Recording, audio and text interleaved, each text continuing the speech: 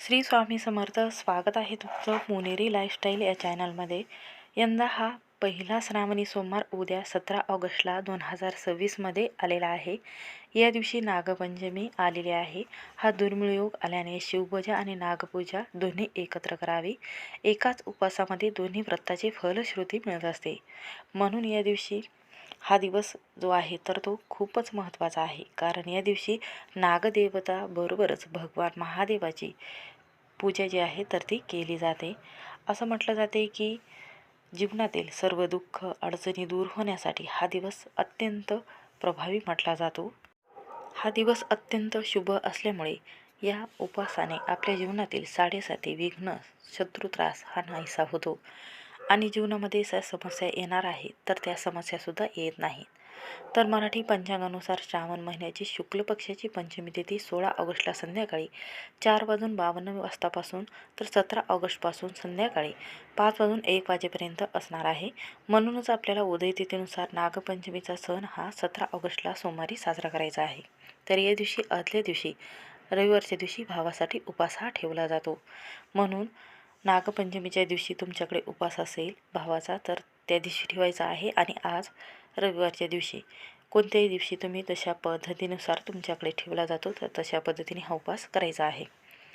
आता पंचांगानुसार नागपंचमीची पूजेसाठी जो शुभ मुहूर्त असणार आहे तर तो सकाळी 5:51 ते 8:29 वाजेपर्यंत आहे. त्यानंतर राहुकाळ लागणार आहे. तर राहुकाळ जो आहे तर तो साधारणतः 1.5 तासाचा किंवा 1 तासाचा असतो. तर या राहुकाळामध्ये पूजा केल्याने कालसर्पदोष लागत असतो. कोणत्याही कामामध्ये अडथळे येतात. म्हणून आपल्याला चुकूनही 8:52 तर 9:30 हा राहुकाळ राहणार आहे. म्हणून या वेळेमध्ये चुकूनही पूजा करायची नाही. म्हणजेच आपल्याला 8:30 वाजतापासून तर 9:30 वाजेपर्यंत या 1.5 तासाच्या कालावधीमध्ये राहुकाळामध्ये पूजाही करायची नाही. शिवपूजा किंवा नागपंचमी पूजाही करायची आहे. पहिली श्रावणी सोमवार आणि नागपंचमी एकाच दिवशी आल्यामुळे आपल्याला हा संभ्रम निर्माण होतो. पण अगोदर आपल्याला महादेवाची नंतर नागदेवताची वारुळीची पूजा करायची आहे. तर सर्वात प्रथम या दिवशी सकाळी ब्रह्ममुहूर्तावर उठायचं आहे. 5:30 किंवा 6 वाजता उठायचं आहे. उठल्यानंतर घरातील सर्व अंगण दारे स्वच्छ करून घ्यायचे आहे. एका कलशामध्ये पाणी गंगाजल मिश्रित आपल्याला काय करायचं आहे, यामध्ये खडे मीठ आणि थोडीशी त्रुटी टाकून मुख्य उंबरठ्यावर हे पाणी शिंपडायचं आहे. स्वच्छ पुसून घ्यायचं आहे. त्यानंतर तिथे आपल्याला काय करायचं आहे तर तिथे आपल्याला जे कुंकू आहे गंध भिजवायचा आहे. त्यानंतर या गंधाने स्वस्तिक काढायचं आहे मुख्य उंबरठ्यावर. आणि त्यानंतर आंब्याचं तोरण बांधलेलं आहे त्यावर स्वस्तिक काढून एक टिळक आपल्याला त्या आंब्याच्या पानावर देऊन त्याची पूजा करायची आहे. 11 पानाचं तोरण बांधायचं आहे. लक्ष्मीदेवीचे पावलं स्वस्तिक काढायचं आहे. आणि मुख्य दरवाजावर ओम आपल्याला अष्टगंधकाच्या सहाय्याने आपल्याला हे मंत्र लिहायचा आहे. त्यानंतर काय करायचं आहे, आंघोळीच्या पाण्यामध्ये आपल्याला शुद्ध गंगाजल काळे तीळ आणि थोडीशी हळद टाकून आंघोळ करायची आहे. आणि गरम पाण्यामध्ये थोडंसं कच्चं गाईचं दूध टाकायचं आहे. आंघोळ करायची आहे आणि पांढऱ्या रंगाचे वस्त्र घालायचे आहे. महादेवाच्या गळ्यामध्ये नाग विराजमान असल्यामुळे शिवपूजेनंतर नागदेवतेची पूजा करायची परंपरा आहे. तर पहा, नागपंचमीचा सण हा सर्पदेवाला समर्पित असून हिंदू धर्मात या सणाला जास्त महत्त्व दिलं जातं. भगवान महादेवाच्या गळ्यातील म्हणजे नाग उपवास हा जो आहे तर नागचतुर्थीला करायचा आहे. पंचमीला सोडायचा आहे. म्हणजेच नागपंचमीच्या आदल्या दिवशी उपवास केला जातो. म्हणून हा उपवास जो आहे आजच आपल्याला रविवारच्या दिवशी करायचा आहे. नागपंचमीच्या दिवशी उपवास सोडला जातो. असं म्हणतात की नागपंचमीचा उपवास हा भावासाठी केला जातो. त्यामुळे अनेक स्त्रिया आम्हाला भाऊ नाही मग आम्ही उपवास केला ना तर चालेल का, पण असं नाही, तुम्ही उपवास केलात तरीही चालेल. नागदेवतेला भाऊ म्हणून आपण हा उपवास करायचा असतो. हा उपवास शक्यतो महिला आणि मुली करत असतात. तर हा उपवास दिवसभर करायचा असतो आणि दुसऱ्या दिवशी सोडायचा असतो. या उपवासाला तुम्ही फळे दूध किंवा फराळाचं पदार्थ खाऊ शकता. काही ठिकाणी या दिवशी भगर म्हणजे वरईसुद्धा खाल्ली जात नाही. तर तुमच्याकडे जशी पद्धत आहे त्यानुसार तुम्ही हा उपवास जो आहे तर तो करू शकता. दूध किंवा फळावर हा सोमवारचा उपवास केला जातो. तर असं म्हटलं जातं की सत्येश्वरी देवीमुळे नागपंचमीचा उपवास घडला आहे. सत्येश्वरीला भाऊ होता, त्याचे नाव सत्येश्वर होते. सत्तेश्वराचा मृत्यू नागपंचमीच्या आदल्या दिवशी झाला.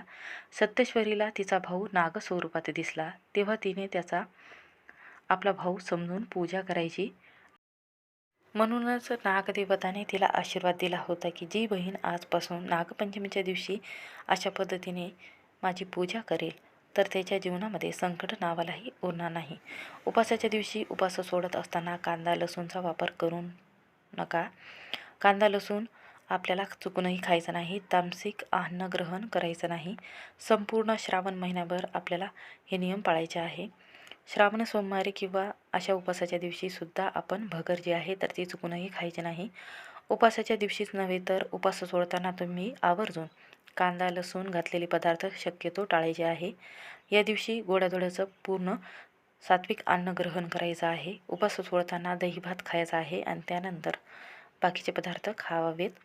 उपास सोडत असताना स्त्रियांनी नवीन साडी घालावी, दागिने घालावे आणि पंचोपचारे आपल्याला पूजाही करायची आहे.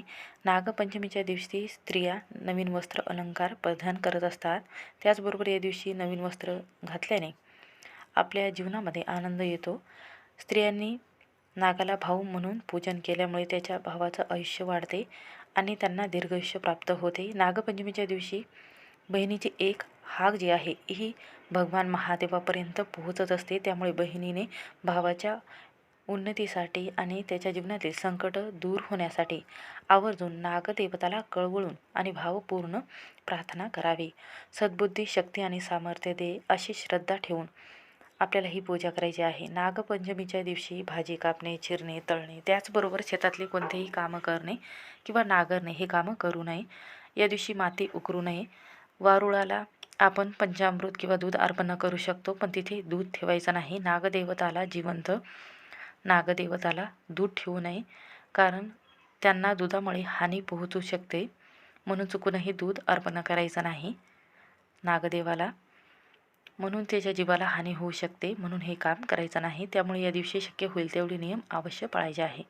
नागपंचमीच्या आदल्या दिवशी म्हणजेच आपल्याला आज 16 ऑगस्टला हा भावासाठी उपवास करायचा आहे आणि नागदेवतेची पूजा करायची आहे. अनेक जण वारुळ्याची करतात. काही जण कागदाची नागोबा जो आहे तर तो चिटकवत असतात. नाग नरसोबा म्हटलं जातं.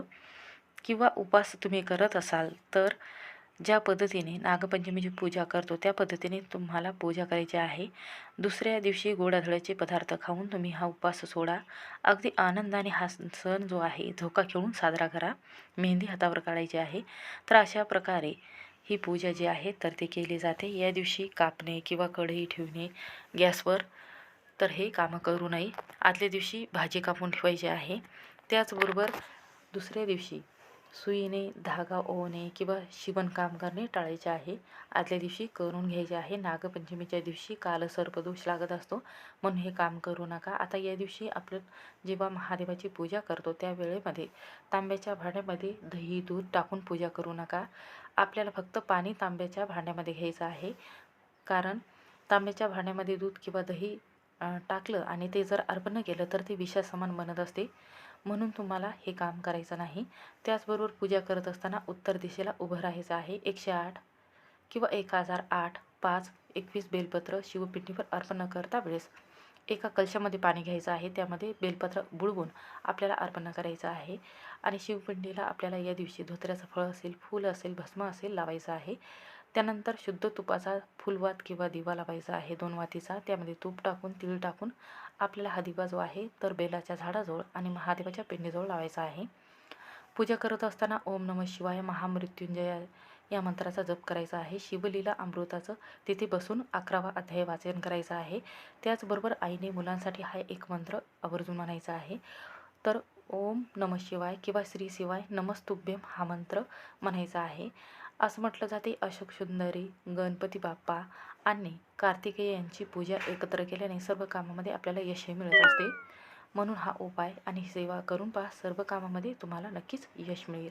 विधवा स्त्रीने पूजा केली तरीही चालेल, उपवास केला तरीही चालेल. अशा पद्धतीने हे नियम नक्की पाळायचे आहेत.